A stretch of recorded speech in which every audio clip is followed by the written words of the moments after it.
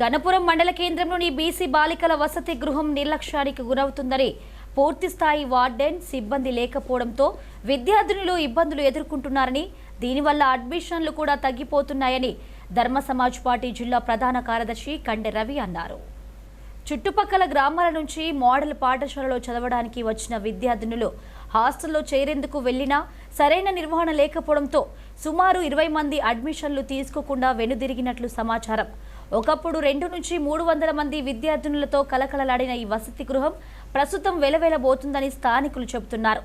మండల కేంద్రంలో బీసీ బాలికల వసతి గృహం ఉందనే విషయం కూడా చాలా మందికి తెలియని పరిస్థితి ఏర్పడిందని విమర్శలు వెల్లువెత్తుతున్నాయి.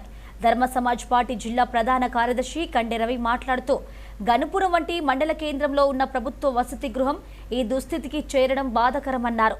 వెంటనే పూర్తి స్థాయి వార్డెన్తో పాటు అవసరమైన సిబ్బందిని నియమించాలని డిమాండ్ చేశారు. మనం ఇక్కడ జయశంకర్ భూపాలపల్లి జిల్లా గణపురం మండలం ఎమ్మెల్యే గారి సొంత మండలంలో బీసీ గురుకులం బాలికల బీసీ వసతి గృహంలో మనం ఇప్పుడు ఉన్నాం. ఇక్కడ దాదాపుగా గతంలో 200-300 మంది విద్యార్థులు ఆడపిల్లలు చదువుకున్నటువంటి వాళ్ళు. కానీ ఇప్పుడు వచ్చినటువంటి గవర్నమెంట్ పిల్లలకు మేము సకల సౌకర్యాలు కల్పించడం కోసం మెనూ పెంచినాం. వాళ్ళకు కాస్మెటిక్స్ సంబంధించినటువంటి ఖర్చుల కోసం ఆ డబ్బులు కూడా పెంచినాం. వాళ్ళ యొక్క విద్యాభివృద్ధికి సర్వతోముఖ అభివృద్ధి చెందినట్టుగా వాళ్ళని మేము మా ప్రణాళిక తీసుకుంటా ఉందని చెప్తా ఉన్నారు.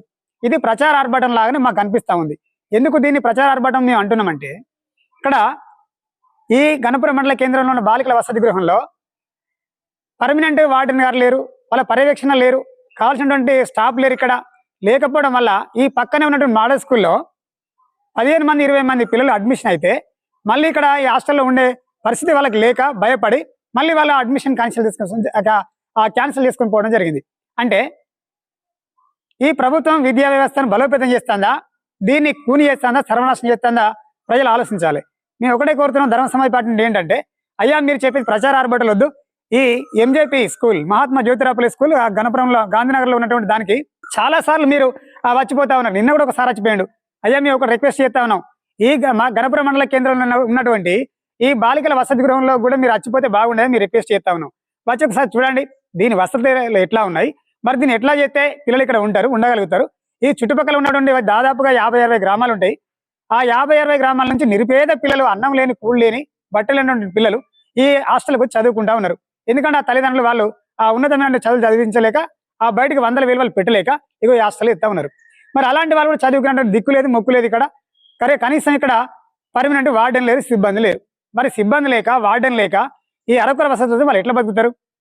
అందుకోసమని తక్షణమే ఎమ్మెల్యే గారైనా కలెక్టర్ గారైనా దీని మీద దృష్టి పెట్టి ఇక్కడ కావాల్సినటువంటి పర్మనెంట్ సిబ్బందిని ఏర్పాటు చేసి ఈ పరిస్థితులన్నింటినీ ఒకసారి చక్కదిద్దమని చెప్పి కూడా వాళ్ళకి హెచ్చరిక చేస్తాను.